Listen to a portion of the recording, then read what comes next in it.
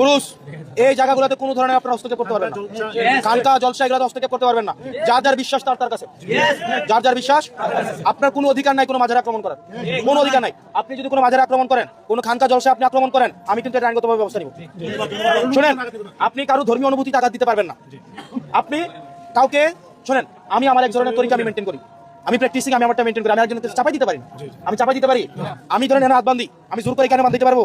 একজন এনে বাঁধে, তারা জোর করে কেন বাঁধাবেন? আপনি বাঁধাবেন, অধিকার আছে। ধরেন যে লোকটা মাজারে যায়, যার মাজারে বিশ্বাস করে, আপনি তাকে সেটা করতে দেন, এটা তার ইচ্ছা। আপনি তাকে বাধা দিতে পারেন না। আপনি কি বাধা দিতে পারেন? এই যে মাজার ভাঙা আমাদের দেবতার আলহামদুলিল্লাহ সব নাই, এগুলো যেন কেউ করতে না পারে। কি দেখাচ্ছেন আপনি কবর পাকা করে?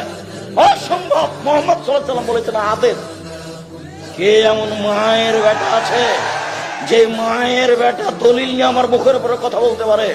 ক্ষমতা দিয়ে কথা বলে একেবারেই সহজ। তবে আমি আব্দুর রাজ্জাক বিন ইউসুফ বলছি, মোহাম্মদ সাল্লাল্লাহু আলাইহি ওয়াসাল্লাম বলেছেন উঁচু কবর ভেঙে দিতে হবে। এবার বলছি, দেখি কোন মায়ের বেটা এই কথা 19-20 করতে পারে? এমন কোন মায়ের বেটা পৃথিবীতে জন্ম নিয়েছে তার সাথে আমি মুখামুখি হতে প্রস্তুত হয়েছি।